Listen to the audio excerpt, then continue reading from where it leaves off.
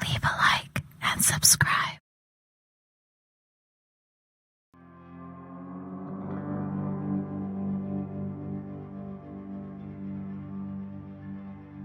When it came to business matters, it was Reggie who had the better business brain.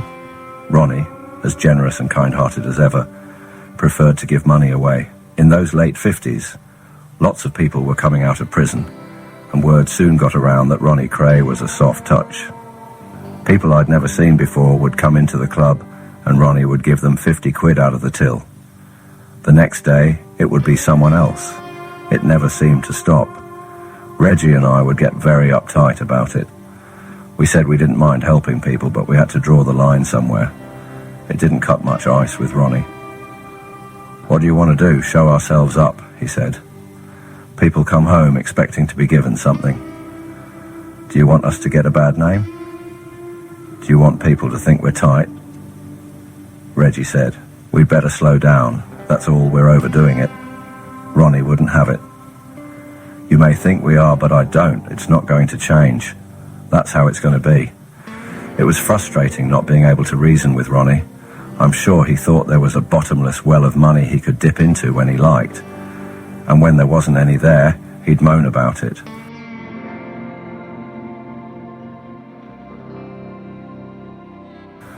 One day, he came in for some for himself. The till was empty. "Where's the money?" he said, all surprised. "You've given it all away," I told him. "We have to do something," he said impatiently. "We've got to earn some money." "How can we?" I asked, pleased to make the point. "You give it away as fast as we can earn it." But it didn't make the slightest difference. In those days, when the average weekly wage was less than £10, our combined enterprises were bringing in around £200 a week. Ronnie continued to give away £20, £30 and £50 if he felt people needed it. Children, old people, families who were skint, Ronnie would help them all. But as usual, he did it all quietly, without fuss. He didn't want people to know. One day, however, his generosity was made public, much to Ronnie's embarrassment. Every Wednesday a show was put on for old people at Oxford House in Hackney. Ronnie took great delight in arranging for boxes of apples and pears to be sent over to them. This went on for several months. Then one night Ronnie delivered the boxes himself. The owner of the little theatre called out, "I'm on the stage." As Ronnie walked out, the man quickly pulled back the curtains, revealing scores of old ladies and gentlemen waiting for the show to start.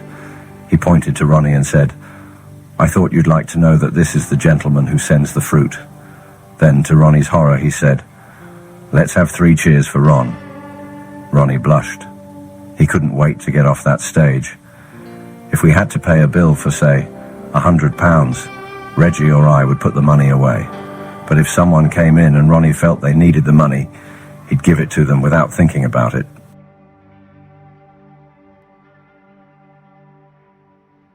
Then later he'd start worrying about how the bill was going to be paid. If several people wanted help, Ronnie would go out of his way to help them all. Reggie was generous too, but he was sensible. He wouldn't leave us with no money for the bills. Money meant everything to Ronnie, but it also meant nothing. If he had £1 million, he wouldn't be happy until he'd given it all away. His charity didn't stop at cash handouts either. If a kid came into the billiard hall looking for a job, Ronnie would take him on, helping our old man behind the bar or cleaning the tables. We had all the staff we required, but Ronnie found it hard not to help someone if he felt they needed it. With him around, business was like a benevolent fund or welfare office, and one day I told Ronnie he'd missed his vocation in life. He'd have made a fantastic welfare officer. In one respect it was true. He was capable of so much patience with people. One of our customers had a sister who was very ill in a mental hospital, and Ronnie visited her a few times. He just sat talking and listening, trying to help her. Another customer had a sister who had become a drug addict and changed from a lovely girl into an old hag. Ronnie paid doctors a lot of money to try to help her, then bought her a hairdressing salon to give her an interest. Sadly, the girl was hooked for life and became a registered addict. But she appreciated Ronnie's help and wrote to a newspaper explaining what he'd done.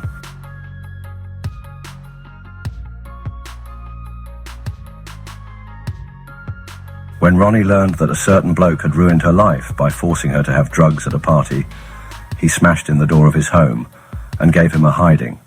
Ronnie had this thing about the underdog, anyone underprivileged, weak, or in trouble. He loathed bullies and flamboyant, overpowering people who thought they were God's gift, and he couldn't stand blokes who took liberties either. Once, I was with him in a crowded pub when a cocky Irishman came in and ordered drinks all round. When he was asked for the money, he said he would pay the next day because he had none on him. Ronnie was fuming and laid the big Irishman out with a right to the jaw. I picked the guy up and took him outside. When I got back, Ronnie was still seething.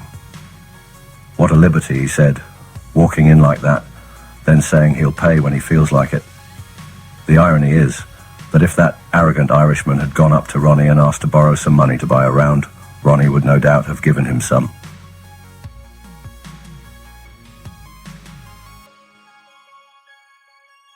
Most of us, in a situation like that, would have felt like saying something to put the man in his place, but Ronnie had an abnormally quick temper. If someone did something he didn't like, he would see red and lash out.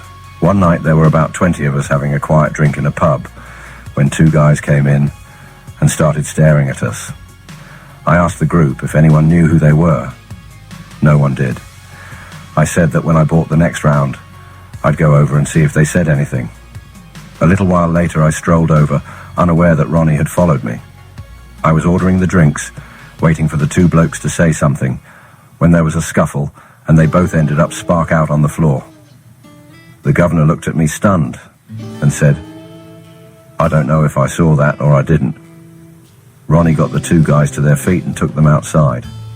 When he came back, he said to the governor, "I didn't want you to have any bother in your pub."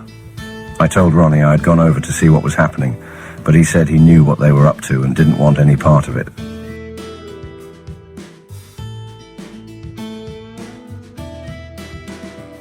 Strangers who took liberties were always in danger with Ronnie. People he knew were not. He'd bawl and shout at them, perhaps, but knock them up in the air never. For the next 6 months, money continued to flow in, despite Ronnie's philanthropy, and we lived well. We didn't have a lot of staff as such, but we did gather around us a number of loyal and trusted allies who looked after us and who, in turn, expected to be looked after themselves. My brothers had some good men around them. There was Big Pat Connolly, a huge happy man, who was the doorman at the Double R, Alf Limehouse Willie, who had a brain like a computer when it came to calculating gambling odds. Tommy Brown, a quiet and withdrawn, but immensely strong man nicknamed the Bear of Tottenham. Billy Donovan, one of the hardest men I'd ever met. Big Albert Donahue, who looked after Reggie, and two lifelong close friends of the twins, Ian Barry and George Osborne. We had premises, clients, and large sums of cash to protect, and these men helped us protect them. In the East End in those days there were firms and mobs. The mobs consisted of villains and thieves who specialised in robbery with violence. We were not the only firm operating in Bethnal Green, but we were the best organised and most successful, and because of that, the best known. Just as the twins had said they would not tolerate trouble in their clubs, they also made it plain they did not approve of rival spielers opening in their manor. If anyone did open one, the twins went along, said they felt it was a liberty, and asked for a percentage of the takings. It was not so much the money they wanted, they had enough interests of their own, it was the principle. They hated the idea of someone taking a liberty. Such was their reputation that they always got a share. But it wasn't always like that, because there was rarely any trouble in Kray premises. Spieler owners came to the twins asking them to be involved. It was a sensible, practical arrangement, and in most cases, they accepted the offers.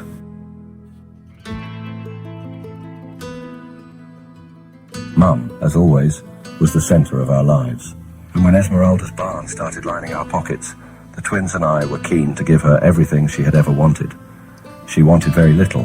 However, she certainly didn't want to leave Valence Road for a bigger house in a posher street. But she and the old man did not say no to holidays. They had never been further than Southend in Essex, and now there was some money around. They seized the chance to be more adventurous. Mum had had nothing for herself all her life, and I was thrilled to be able to give her a taste of the jet-set life. We went to Tangier, Italy, the south of France, and even lashed out on a wonderfully expensive cruise. It was lovely to see someone who had been nowhere suddenly going everywhere and enjoying every sun-soaked minute. Exotic places abroad were all very well for a couple of times a year, but we wanted to enjoy Steeple Bay, a nice little spot I had discovered near Burnham on Crouch, Essex. So I bought a caravan and a little motor cruiser, and I'd pop down there with Mum and the old man every weekend. They were blissfully happy times. The twins were very funny about me. Going away at weekends, they would say, "Going away again," leaving us to do all the work. We'd argue every weekend. They would call me a playboy, and it really got on my nerves. Then they would suddenly turn up in Steeple Bay with their mates. They always had loads of people with them. They attracted people all the time. Mum lapped up the good life at home too. Two good friends of ours, Alex Steen and his wife Anna, made a point of taking Mum to the Royal Command performance at the London Palladium every year, followed by a slap-up meal in a top restaurant. Mum always looked forward to that. It was all a dramatic change from the modest lifestyle Mum had previously enjoyed, but the money that was suddenly available did not change her one bit. Although she now mixed with dukes and duchesses, lords and ladies, she was always herself. She wasn't one for intellectual conversation, but what she had to say was said with a simple honesty that endeared her to everyone she met. The twins and I were proud of her. Ronnie and Reggie never put on airs and graces either. Far from being ashamed of where they came from, they were proud and took a delight in taking friends and business acquaintances home to meet Mum over a cup of tea in the upstairs sitting room.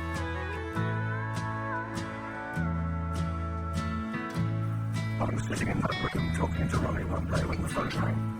It was Lord Effingham, whom we paid to sit on the board of the bar for prestige. When Ronnie put the phone down, he said the friendly peer had told him he needed £200 immediately. If he couldn't get it, he was going to kill himself. When Ronnie told me he was arranging for someone to deliver the money within an hour, I went spare.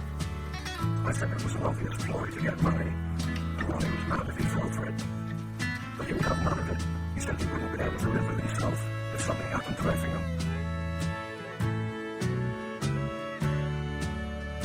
I suppose I should not have been surprised. Nothing had changed. Ronnie had been a soft touch when he didn't have much money, and now that he had it coming out of his ears, he was even more charitable. I'm sure that the word went round London that if you were plausible, you could get anything out of Ronnie Kray. Lucien Freud, a heavy gambler, owed the club £1,400, and I told Ronnie that someone should speak to him about it. A few days later, he came up to me and said triumphantly, "It's all sorted out." Relieved, I asked, "Is he going to pay up?"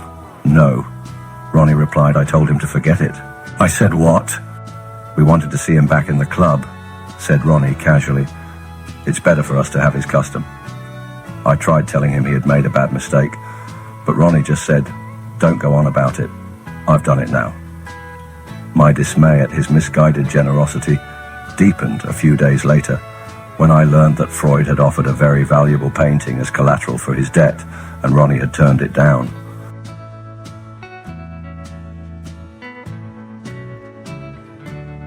Neither the twins nor I were gamblers, but I do remember one night I tried my hand at Chemie and won £350.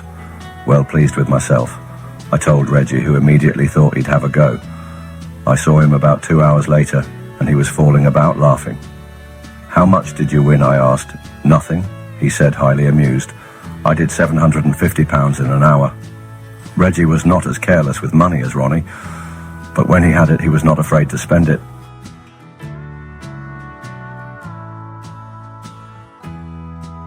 So, there we are. That was a few stories from the Krays past. I hope some of you enjoyed them. My brothers weren't angels, everyone knows that, but they weren't as bad as some make out either. They had their good side, and it's only fair that that is known. We'll never see the like of them again.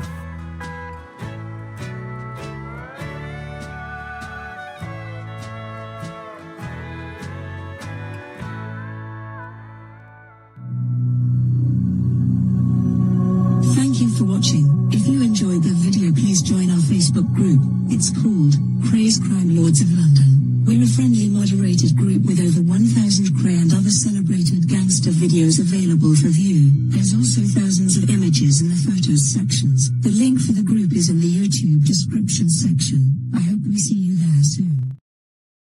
Leave a like and subscribe.